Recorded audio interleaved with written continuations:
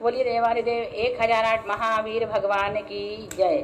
संत शिरोमणि आचार्य गुरुवर श्री विद्यासागर जी मुनि महाराज की जय। परम पूज्य 108 मुनिवर श्री प्रज्ञासागर जी महाराज की जय। द्वादशांग वाणी माता की जय। अहिंसामय विश्व धर्म की जय। पड़ेमिये शिरसाने मिम गुणरयण विभूषणं महावीरं सम्मत्तरयण निलयं पयडि समुकीर्तनम बोछम। बोलिए आचार्य नेमिचंद्र स्वामी जी की जय। आज से हम आपको जैन कर्मानुचिंतन पढ़ाएंगे। ये जैन कर्मानुचिंतन कर्मकांड की कुंजी है। जिस प्रकार से जीव कांड की कुंजी 24 ठाना है, उसी प्रकार से कर्मकांड की कुंजी जैन कर्मानुचिंतन है। यदि कर्मकांड पढ़ना है तो हमें जैन कर्मानुचिंतन जरूर पढ़ना होगा, क्योंकि इसको पढ़ने के बाद कर्मकांड में अच्छी तरह से प्रवेश हो जाता है। कर्मकांड यूँ तो एक सिद्धांत ग्रंथ है और कठिन भी है। उसमें 972 गाथाएं हैं।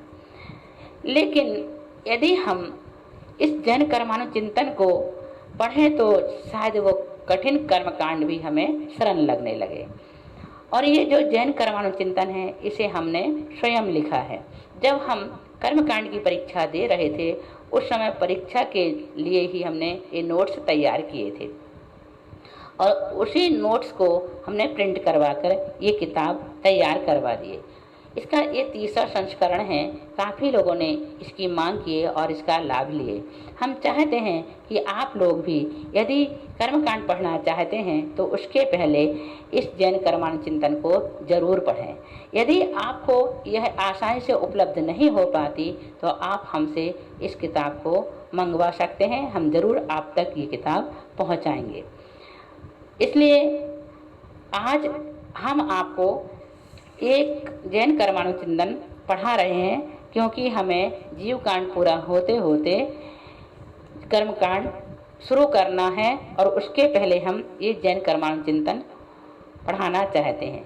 क्योंकि जैसे ही हमारा जीव कांड पूरा होगा हम कर्मकांड शुरू कर देंगे और कर्मकांड शुरू करने के पहले हमें जैन कर्मानुचिंतन पूर्ण करना है। इसलिए आज से ही हम इसे शुरू करते हैं। देखें, ये भी नेमिचंद्राचार्य जी द्वारा लिखित कर्मकांड ग्रंथ है और उसी का सार ये जैन कर्मानुचिंतन में है। इसलिए हम इसे जरूरी समझकर पढ़ा रहे हैं। देखें, कर्म की परिभाषा शुरुआत कहाँ से हुई है। हालांकि कर्म का सामान्य परिचय से ही इसकी शुरुआत हुई है, लेकिन उतना जरूरी नहीं समझ रहे हम बताना। अब हम आपको कर्म की परिभाषा से ही पढ़ाएंगे। कर्म की परिभाषा क्या है, हमने इसे आपको पढ़ा चुके हैं जैन सिद्धांत प्रवेशिका में। आज फिर से इसे पढ़ाएंगे। जीव के रागादि विभावों का निमित्त पाकर कर्म रूप से परिणित हुए बद्ध कर्मण वर्गणाओं को कर्म कहते हैं। जीव के रागादि विभावों का निमित्त पाकर कर्म रूप से परिणित हुए बद्ध कर्मण वर्गणाओं का क्या कहते हैं? बद्ध कर्मण वर्गणाओं को कर्म कहते हैं। अब एक और परिभाषा जैन सिद्धांत प्रवेशिका की है। जीव के राग द्वेषादिक परिणामों के निमित्त से कर्मण वर्गणा रूप जो पुद्गल स्कंध जीव के साथ संबंध को प्राप्त होते हैं उनको कर्म कहते हैं। इसके 4 भेद हैं: प्रकृतिबंध, प्रदेशबंध, स्थितिबंध और अनुभागबंध। प्रकृतिबंध किसे कहते हैं? पौद्गलिक मूल व उत्तर प्रकृतियों का जीव के साथ संश्लेष संबंध होना प्रकृतिबंध है। स्थितिबंध, जिन कर्म प्रकृतियों का जीव के साथ संश्लेष संबंध हुआ है उनका जीव के साथ जितने काल पर्यंत संबंध रहता है उस काल को स्थितिबंध कहते हैं। अनुभागबंध, कर्मों के फल देने की शक्ति को अनुभागबंध कहते हैं। प्रदेशबंध, कर्म रूप हुई पौद्गलिक कर्मण वर्गणाओं के प्रमाण को प्रदेशबंध कहते हैं।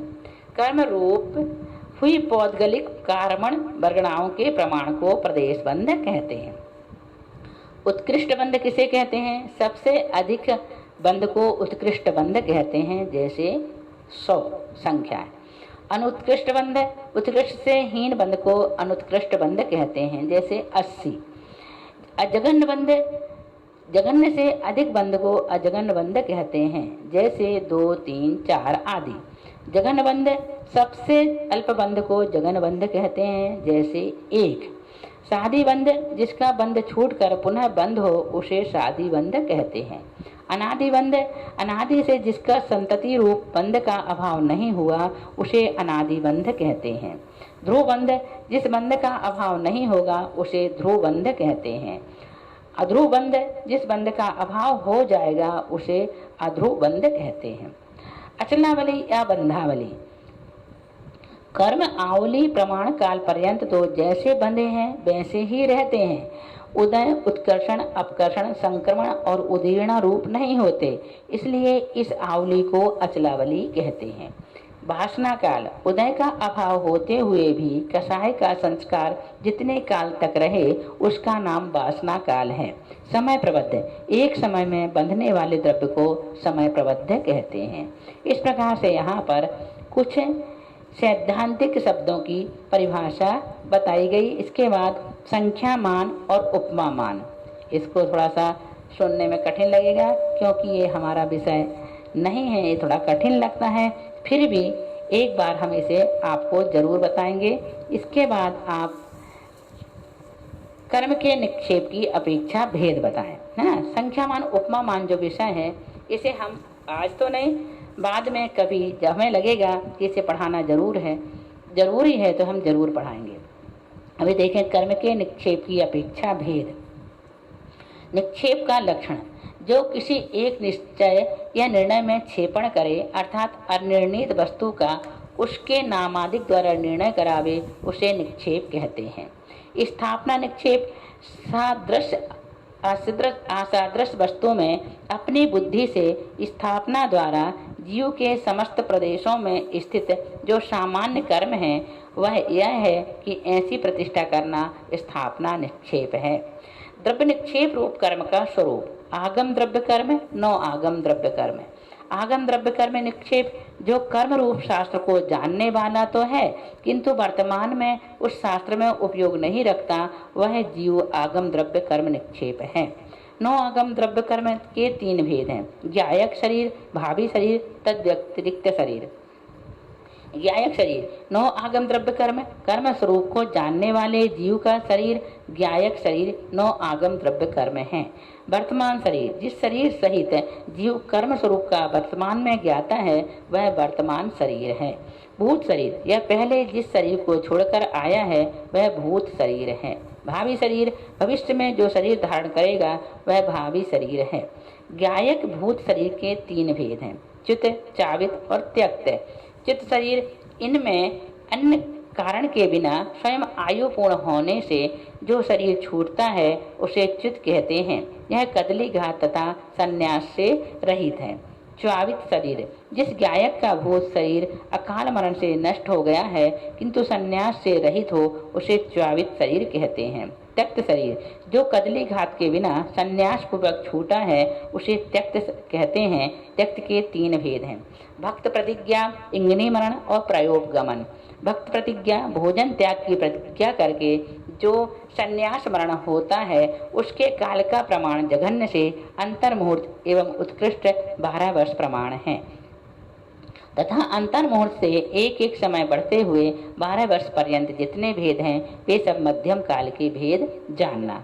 इंगने मरण संन्यास मरण के समय अपने शरीर का उपचार स्वयं करें या अन्य से नहीं करावें, इस प्रकार की विधि पूर्वक जो मरण करता है वह इंगने मरण है।